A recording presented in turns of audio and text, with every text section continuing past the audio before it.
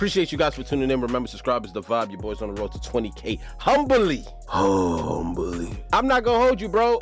It's some exciting times. The NFL draft just happened. The first couple of selections were pretty predictable. I'm not going to lie. Like, Caleb Williams goes to Chicago. My New England Patriots picks up a quarterback. We let Marvin Harrison Jr. fall to Arizona for a quarterback that's, we'll see. I hope we don't regret that in 4 years because they're talking about this dude is going to be him. And not to mention the plethora of offensive line and quarterbacks all taken basically in the top heavy of the draft, right? Like, defensive players didn't start going to the back end, which was kind of crazy. Philadelphia gets a cornerback. Two of my biggest takeaways from the draft were the Atlanta Falcons. What the fuck? Bruh. You guys gave Kirk Cousins $50 million guaranteed, $100 million to play for, and you take a quarterback in the first round. We've seen this done before. We've seen this with the Jimmy Garoppolos of the world, the 49ers taking Trey Lance. We've seen this with the Packers. Aaron Rodgers coming off an MVP season. You guys draft Jordan Love. Aaron Rodgers needs some help, but y'all go for a quarterback? I doubt Kirk Cousins saw that coming. And my second takeaway, the Kansas City Chiefs doing business with the Buffalo Bills. What the hell are the Bills doing business with the Chiefs for? Why are you helping the team that you can't get past get more pieces? And not just any piece, one of the best wide receivers in the draft. I'm pretty sure Microphone gonna talk about it, but I had to get this shit off my chest. Why are you doing business with the Chiefs? Y'all need wide receivers. Y'all lost Diggs, y'all lost Gabe Davis. So you trade back in the draft to let the Chiefs get their guy? Boy, ain't no way, boy. What is Boy, going ain't on? no way, boy. See some Mahomes in We'll get right into Caleb it. Williams. Fit into the Commanders team. And, I'm here now. I can't wait to get to work. And he said he's the type of guy who could be a franchise cornerstone. He's a guy who's drawing comparisons to Justin Herbert and Josh Allen. Ladies and gentlemen, the first round of the NFL draft has officially concluded, which means we get to bring you guys our inaugural biggest winners and losers list. Now, a huge disclaimer, it's impossible to determine which of these prospects are going to be successful and failures immediately after the NFL draft. A lot of this analysis is based upon the value that we placed on these players before the draft process. And there are even some instances where I'll tell you straight up that I can't determine if a player is a winner or a loser. And the best example of this is none other than our very first biggest winners and losers list during the 2021 NFL draft. If you look at it, we called Mac Jones a huge winner back then. But unfortunately, 3 years later, and his career took a significantly different turn. So before we get to the content, we're on a huge push to 900K subscribers. We're trying to make a push to just never know with these quarterbacks, bro. I'd rather have the first overall. Make sure you subscribe and turn on our notifications to help the channel grow. You could always change your mind later. Now that we get all that out of the way, Keep it a bean. Half the league probably sold in the first round. Yeah, we're excited about these players, but you don't know how they're really going to end up. I wouldn't be surprised if... I just hope I got a quarterback. You know what I mean?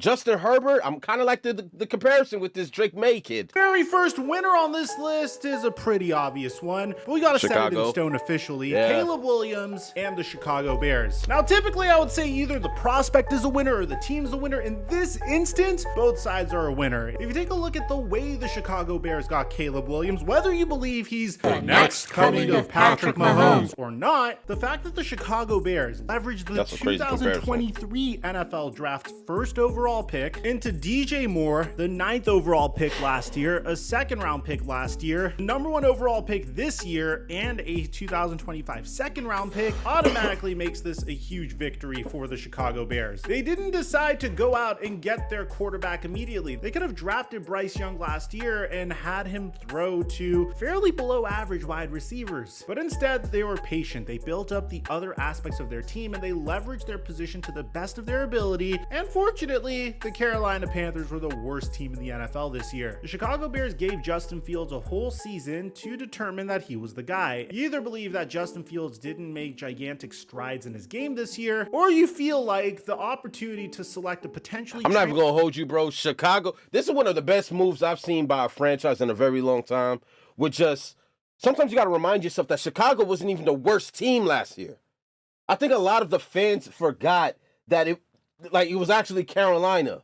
But because of a move that they did the year before, Chicago just, oh my gosh, everybody playing checkers. These guys are playing mind games. It's beyond chess at this point. You're not even the worst team, and you get the first overall pick.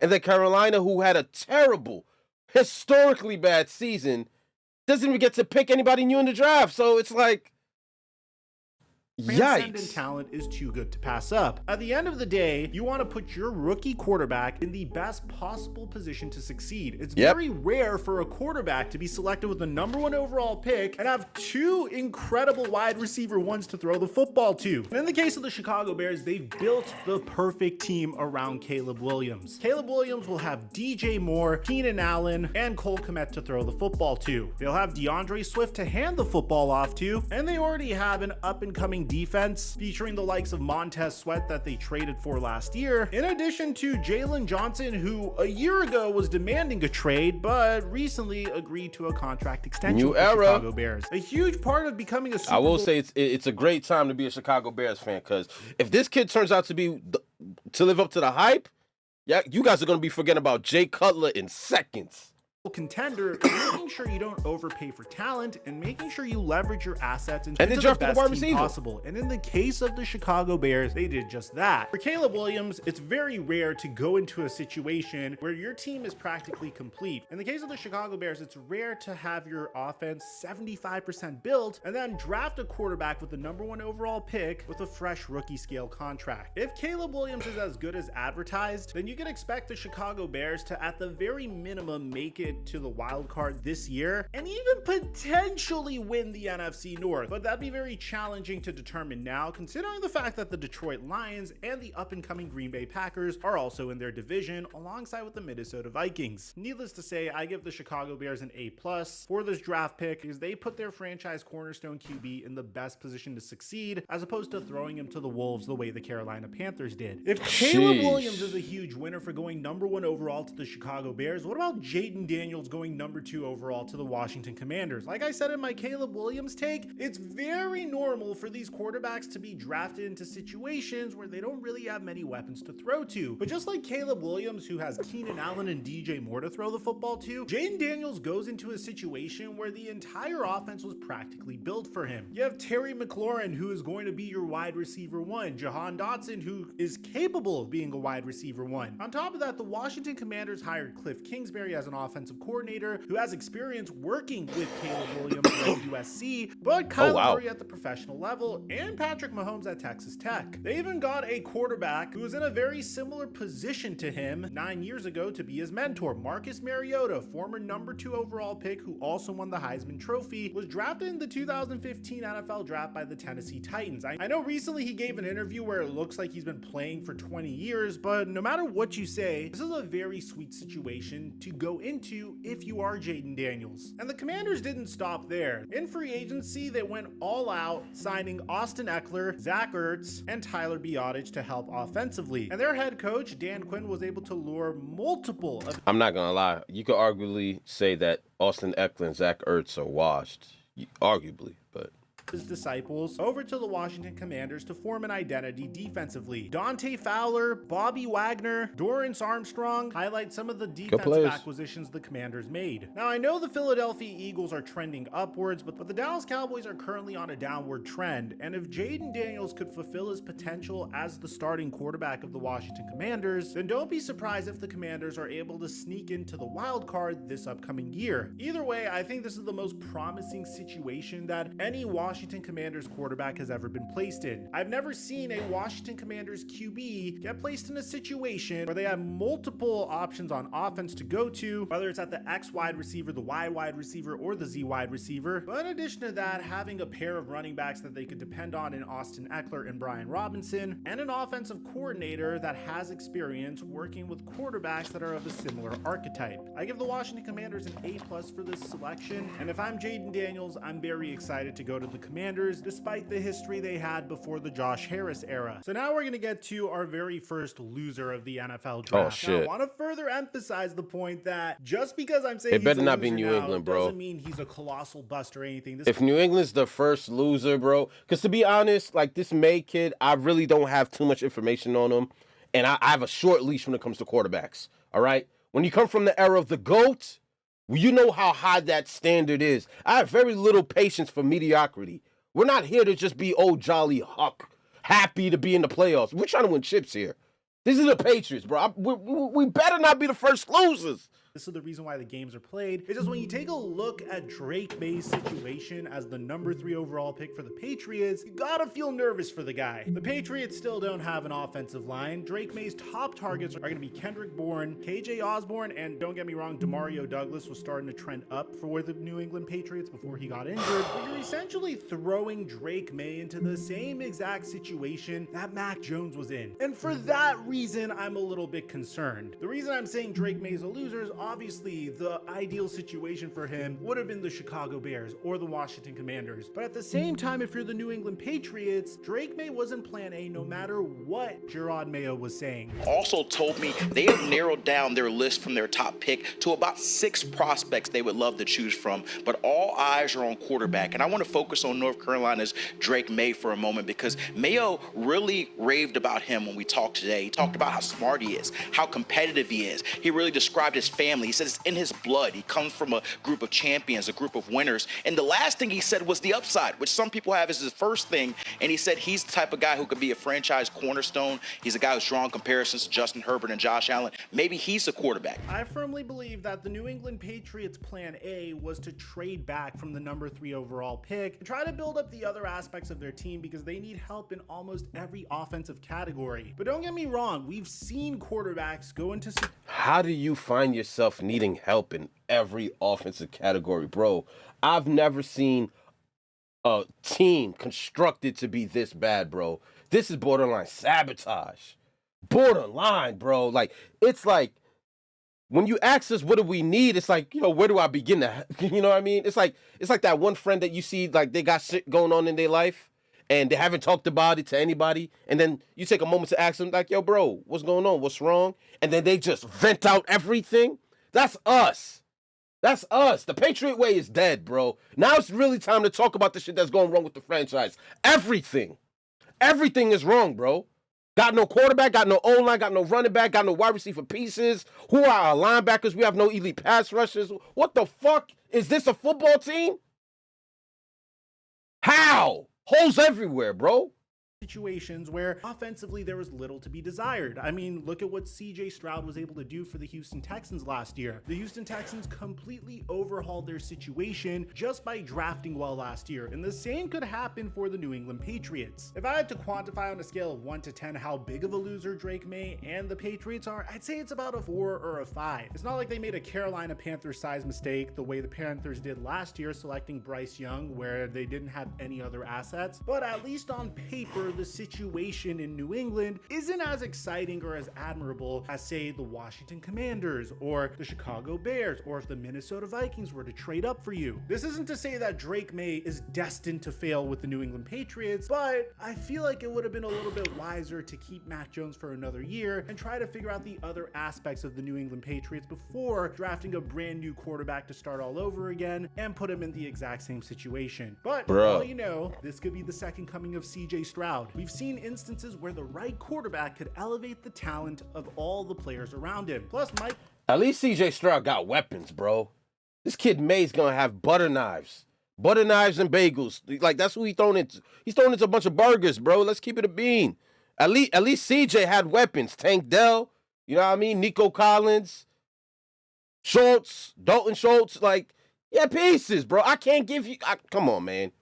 Mike Gesicki and Devontae Parker, Let's who not make had this about the no idea Patriots. how to separate it all whatsoever, are gone. Bill Belichick is gone. It's a brand new front office and possibly a brand new scheme. But we could all agree this wasn't plan A for the New England Patriots. I'm not saying it's a horrific pick. I'm just saying that the Patriots would have probably preferred something else to happen, and that's understandable. Probably the biggest winner of this year's NFL draft is Kyler Murray. During this time last year, we were wondering if the Arizona Cardinals were going to end up with the number 1 overall pick, in which case the Cardinals would be in a very difficult situation. Would they move on from Kyler Murray and select Caleb Williams? Well, Kyler Murray made sure to come back to ensure that the Cardinals wouldn't get the number 1 overall pick. And to be honest, if you're a Cardinals fan, which one would you prefer? Let me know in the comment section down below, but it's a hypothetical at this point. Instead of the Cardinals potentially... Listen, Kyler Murray with weapons, he can still play. I don't care that he's coming off a torn ACL. The moment he came back, that offense had life. My God. You know what I mean? So let's not be too quick to just throw away Kyler Murray like he trash. It's crazy how people are forgetting about this dude's upside.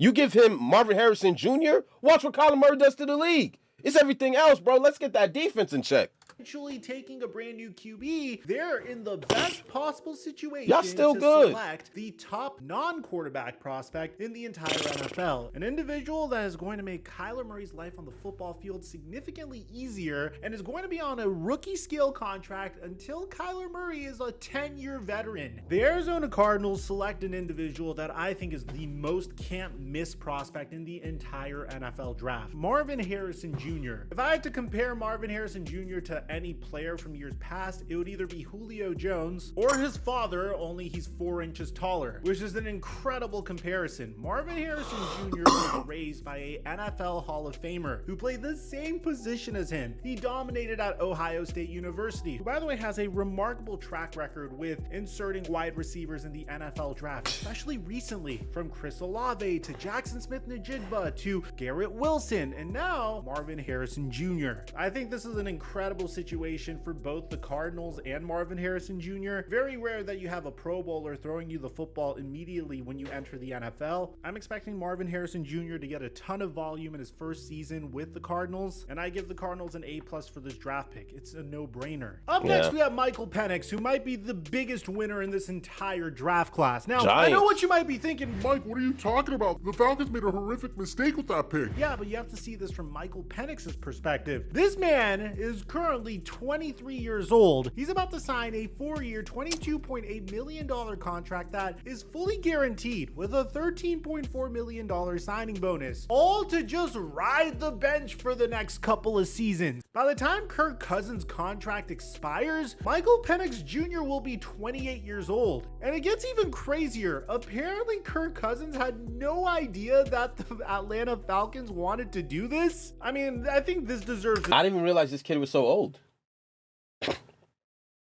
What the hell? Did he get left back in college, Nick? Like, what the? 28 by the time Kirk Cousins' deal is over? its own video, but I had to put this in here. I'm gonna try to bring you guys that video really soon. Another huge winner in this year's NFL draft is none other than Daniel Jones. Originally, there were rumors that the New York Giants were interested in trading up to select JJ McCarthy. Apparently that was all a smokescreen because their primary target was Malik Neighbors. I said this over and over again as we were streaming. This is a huge W, not only for Daniel Jones, but for the New York Giants. Whenever you have a quarterback under contract, at the very minimum, ride out the remainder of his contract. If there are issues, assume the issues are to do with everything but the quarterback. In the case of the New York Giants, I feel like they've given Daniel Jones plenty of chances, but at the same time, I feel like Daniel Jones never really had the opportunity to succeed, primarily because of the weapons around him. Maybe having a true number one wide receiver in Malik Neighbors will be the difference between Daniel Jones turning back the clock to 2022 or just proving that he's not a good player at all whatsoever. Worst case scenario, Daniel Jones flops and you could get your quarterback of the future next year. But for now, I felt like this was a great decision for both Daniel Jones and the New York Giants. A huge winner in this draft class has to be JJ McCarthy, in the sense that he gets to go into one of the most desirable positions in the entire NFL. You get to throw the football to Justin Jefferson, TJ Hawkinson, and Jordan Addison. You have Aaron Jones as your running back, and you have Kevin O'Connell, who has a very quarterback-friendly offense. Now, at the same time, I would have liked to see JJ McCarthy go to the situation that Michael Penix is in. It makes sense for him to sit down and maybe learn behind an experienced QB for a few seasons. But the second best case scenario for McCarthy would have been a scenario where he has all the weapons in the world and an offensive-minded head coach to help him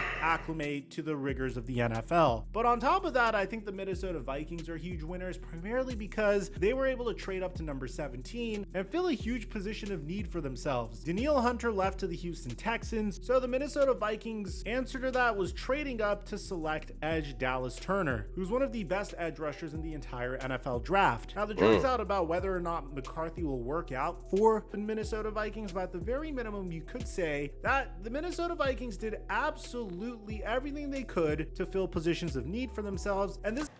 I ain't gonna front. This kid's face is giving me Derek Carr. You know what comes with that, right?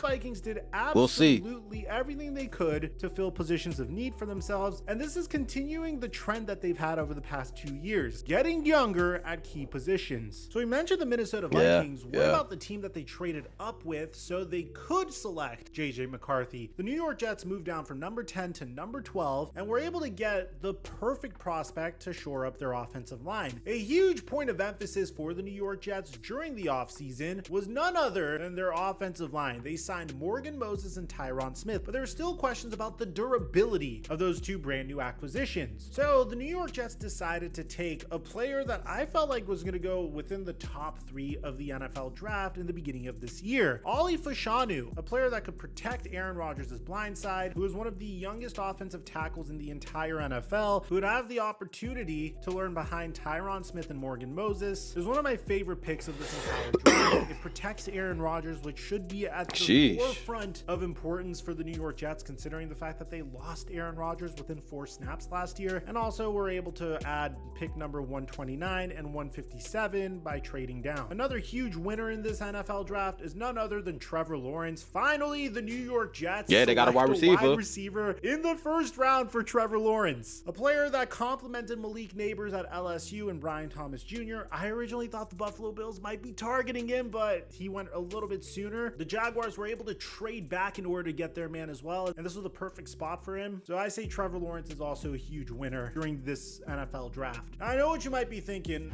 Mike, there weren't a lot of losers in this year's NFL draft. and I don't think there are many big losers in this year's NFL draft, not even Drake May. I think probably the biggest loser in this year's NFL draft would probably be the Atlanta Falcons and maybe Kirk Cousins, and that was such a huge loss, and this video is getting so long, that's gonna get its own video within the next 10 hours. It might already be up already. So let me know in the comment section down below, who are the biggest winners and losers of the first round? Did I miss out on anyone? I like to hear what you have to say. Aside from that, I'm your boy Mike, and I'm dropping our mic until our next upload.